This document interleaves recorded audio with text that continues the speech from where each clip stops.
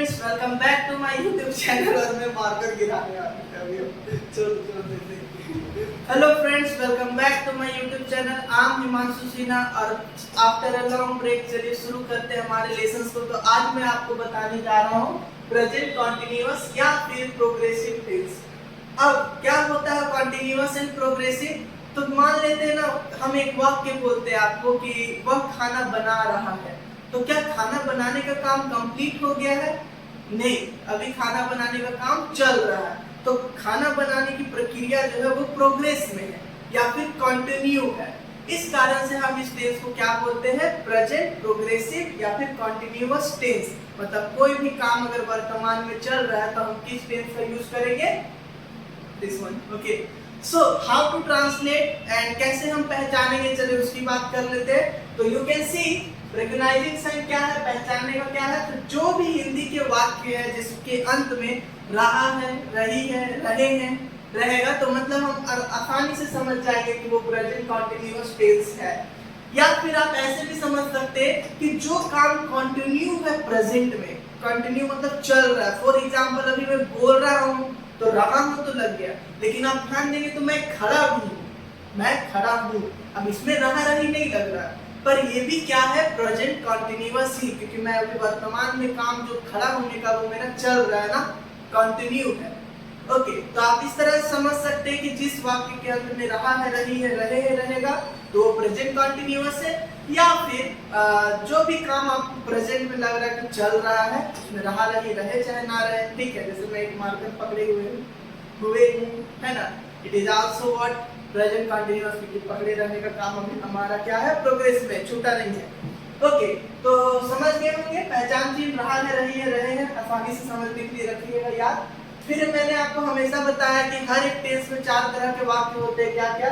Affirmative, negative, interrogative and interrogative plus negative. और हर एक में रूल लगभग सेम होता है, बस थोड़े थोड़े से अंतर पड़ते हैं। तो जैसे हम अफर्मेटिव का मतलब क्या होता है, नेगेटिव, इंट्रोगेटिव, मैंने पिछले 2-3 वीडियो में मैंने बताया है। तो आप पिछले का वीडियो स्पेशली प्रेजेंट इंडेफिनिट का अगर देख लेंगे ना तो आपको ये क्लियर हो जाएगा। ओके, तो आप थोड़ा सा अगर सेंटेंस भी देखेंगे तो आपको समझ आएगा। जैसे वह टीवी देख रही है, तो नेगेटिव कहने का मतलब कि वो टीवी नहीं देख रही है।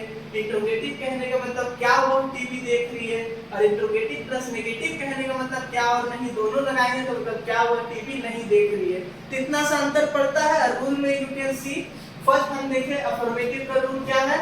ये सब्जेक्ट होगा, मतलब जो काम को कर रहा है उसको हम लोग लिखेंगे इंग्लिश में, उसके साथ हम इज, आर, एम लगाएंगे। ओके, मतलब जो भी रहेगा सब्जेक्ट, मुझे पता है आपको पता होगा, ठीक है। सिंपल के ही के साथ क्या लगता है, सी के साथ क्या लगता है, नहीं पता होगा तो आप डिस्क्रिप्शन में देख लीजिएगा, मैं वहां मेंशन कर दूंगा। ओके, तो फिर भी तो सब्जेक्ट के हिसाब से हम इज, आर, एम लगाएंगे। उसके बाद याद रखिएगा, जब भी कंटीन्यूअस टेंस होगा या प्रोग्रेसिव टेंस होगा तो उसमें वर्ब में बिफोर लगता है, मतलब वर्ब का चौथा फॉर्म लगता है। And that is very easy. कुछ नहीं, आपको कुछ करना नहीं है। आप V1 यूज करते हैं ना, V1 go, come, cook, prepare, switch off, like. Okay, बस उसमें ing लगाना, मतलब गो का क्या हो जाएगा? गोइंग, स्टडी का क्या होगा? स्टडी, कम का क्या होगा? कमिंग, ओके, कुक का क्या होगा? Cooking, like. ओके, तो बिफोर का मतलब समझिए, मतलब हर V1 में हमको ing का यूज करेंगे तो वो बिफोर हो जाएगा। अब मैंने कुछ वाक्य लिखा, हर एक वाक्य से अफर्मेटिव, नेगेटिव, इंट्रोगेटिव और इंट्रोगेटिव प्लस नेगेटिव से, चलिए उनको अनुवाद करते हैं। Okay, let's see. तो पहले अफर्मेटिव की बात कर लेते हैं। वह टीवी देख रही है, वह टीवी देख रही है मतलब लड़की है, तो लड़की के लिए क्या लगता है? वह के लिए शी लगता है। सी के साथ हमको क्या यूज करना है? Is, are, am. तो हमें पता है सी के साथ क्या यूज होता है? इज का प्रयोग होता है। तो मैंने लिखा क्या? सी इज। अब देखना का क्या होता है? शी भी होता है और वॉच भी होता है, लेकिन हम टीवी के लिए वॉच का यूज करते हैं, तो हम यहाँ पे लिखेंगे वॉच। अब वॉच गलत होगा, क्यों गलत होगा? क्योंकि हमको वर्ब का क्या यूज करना है? फोर्थ फॉर्म यूज करना है। तो हम यहाँ पे क्या यूज करेंगे? सी इज वॉचिंग, एंड क्या देख रही है? टीवी। एंड टेलीविजन भी मैं लिख सकता हूँ। ओके, मैं कपड़े धो रहा हूँ, मैं का क्या होता है? आई के साथ तो यू ऑलरेडी नो हमेशा क्या लगता है? M, I am. ओके, धोना का क्या होता है? वॉश। तो क्या वॉश सही होगा? नहीं ना, क्या लिखेंगे हम लोग? वॉशिंग। आई एम वॉशिंग, क्या धो रहा हूँ? कपड़े, तो clothes. I am washing clothes मतलब मैं कपड़े धो रहा हूँ। तो सब्जेक्ट के साथ इज आ रहे हैं, बिफोर लगाए और ऑब्जेक्ट लगाए, तो हम क्या बनाए? अफर्मेटिव का वाक्य। अगर नेगेटिव का बनाना है, इट इज मोर इजी, मतलब मोर इजी क्या, it is also easy, okay. तो हमको क्या करना है? इज आ रहे में बस नॉट लगाना, क्योंकि नहीं का मतलब हमको चाहिए ना, तो नहीं के लिए हमारा क्या होता है? नॉट होता है। तो जैसे वह बहाना नहीं बना रहा है, अच्छा वह टीवी नहीं देख रही, तो क्या हो जाएगा? सी इज, हमको क्या लगा देंगे? नॉट। तो she is not watching TV, वह टीवी देख रही है तो शी इज वॉचिंग टीवी, और वह टीवी नहीं देख रही तो she is not watching TV. उसी तरह वह बहाना नहीं बना रहा है, तो वह का क्या होगा? यहाँ पे लड़का है तो ही होगा, ओके। मैं मार्कर इग्नोर करती हूँ, ही होगा। अब ही के साथ क्या लगता है? तो शी के साथ इज, तो ही के साथ भी इज। अब हमको यहाँ पे नॉट लगाना होगा नहीं के लिए, तो ही इज नॉट। बहाना बनाना क्या होता है? Make an excuse. तो मेक का बिफोर क्या होगा? Making and thereafter an excuse.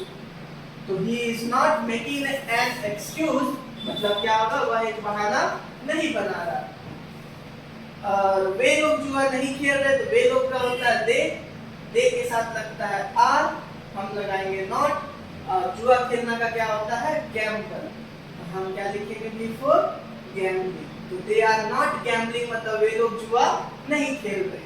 तो सब्जेक्ट के साथ हमको इज आर एम लगाना, उसके साथ नॉट लगाना, एंड देयर आफ्टर वही बिफोर एंड ऑब्जेक्ट वर्ब का फोर्थ फॉर्म। इंट्रोगेटिव में क्या करना है कि हमको सब्जेक्ट के पहले इज आर एम लगाना है, क्योंकि हम उससे प्रश्न पूछ रहे कि क्या कोई व्यक्ति ये चीज को कर रहा है, ठीक है। जैसे मैं पूछा क्या तुम उसे डांट रही हो, तो हम इससे प्रश्न पूछ रहे हैं, हाँ या ना में आंसर आएगा, ओके। तो यहाँ पे हमको क्या करना? सब्जेक्ट के पहले इज आर एम लगाना है, तो यू के साथ आर लगता है, तो हम क्या लिखेंगे? Are you. अब हमको बिफोर लगाना है, डांटना का क्या होता है? स्कोल्ड, तो स्कोल्ड का बिफोर क्या लिखेंगे? स्कोल्डिंग। और उसे का क्या होगा? हिम भी हो सकता है, अगर लड़का तो डांट रही होगी, हर भी हो सकता है अगर लड़की को डांट रही होगी, अकॉर्डिंग टू सिचुएशन। क्या हम लोग तुम्हें परेशान कर रहे हैं? तो हम लोग का भी आर ही होता है, हम लोग का भी होता है, बी के साथ आर ही लगता है, तो आर भी। परेशान करना क्या होता है? डिस्टर्ब, तो हम डिस्टर्ब को भी क्या करेंगे? डिस्टर्बिंग लिख देंगे, तो आर भी डिस्टर्बिंग, और तुम्हें का क्या होगा? You. Are be disturbing you, क्या हम लोग तुम्हें परेशान कर रहे हैं? तो हमको सब्जेक्ट के पहले इज आर एम यूज करना है, तो सब्जेक्ट के हिसाब से ही लगेगा, ओके। एंड फिर हम बिफोर और ऑब्जेक्ट और लास्ट में क्वेश्चन मार्क का यूज करेंगे। और अगर आप हम बात कर लेते लास्ट हमारा क्या है? Interrogative plus negative. तो इसमें भी कुछ नहीं करना, जो हमारा इंट्रोगेटिव रूल है ना, उसी में हम नेगेटिव यूज कर रहे हैं, मतलब नॉट यूज कर रहे हैं, तो हम बस सब्जेक्ट के बाद हम नॉट को लिख देंगे, तो हमारा क्या हो जाएगा? Interrogative plus negative. इस रूल में और इस रूल में आपको बस इतना ही अंतर दिखेगा। सब्जेक्ट के पहले इज आ रहे हैं, बस यहाँ सब्जेक्ट के बाद जो बिफोर है उसके बदले में हमको एक नॉट लगाना है, क्योंकि यहाँ पे नहीं का भी मीनिंग आ जाता है, यू कैन सी है ना एग्जाम्पल में। तो चलिए बात कर लेते कैसे बनेगा। तो क्या वो पर्दे के पीछे छिप नहीं रहा है, तो यहाँ पे हम वह है, तो वह के लिए ही होता है, तो इससे पहले क्या लगेगा? हमारा इज लगेगा, तो इज की छिपना का क्या होता है? हाइड, तो हाइड का बिफोर क्या होगा? हाइडिंग। और सॉरी, हमारे यहाँ पर एक चीज ध्यान देना होगा कि हम क्या भी यूज कर रहे हैं? इंट्रोगेटिव प्लस नेगेटिव, तो यहाँ पे नॉट भी लिखना होगा, उसके बाद फिर हम लिखेंगे बिफोर। तो इज ही नॉट हाइडिंग, और हमारा पीछे का क्या होता है? बिहाइंड, और पर्दा क्या होता है? The curtain. मुझे नहीं पता यहाँ पर दिखेगा कि नहीं वीडियो में, क्योंकि मैं हमको लगता है बाहर लिखते जा रहा हूँ, ठीक है। अगर दिखेगा तो अच्छा है, नहीं दिखेगा तो मैं वहां लिख दूंगा स्क्रीन, ओके, ट्रांसलेशन। तो क्या होगा? Is he not hiding behind the curtain. अब क्या मैं रवि को नहीं समझा रहा हूँ? तो एम आई है, आई के साथ एम लगेगा, एम पहले लिख दिए, नहीं का नॉट लिख दिए। समझाना का मेक अंडरस्टैंड होता है, तो हम मेक का बिफोर करेंगे मेकिंग। किसको नहीं समझा रहे? तो रवि का, तो रवि लिख देंगे और फिर लिखेंगे अंडरस्टैंड।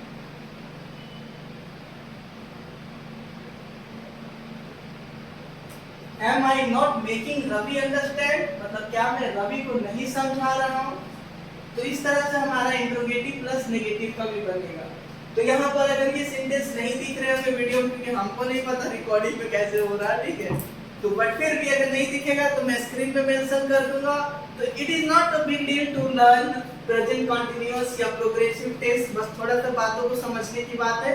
इसके बाद हम लोग बात करेंगे पास्ट कंटीन्यूअस की, but in next lesson. Okay, so if you have watched it, thank you very much for watching and keep subscribing to my channel. Okay.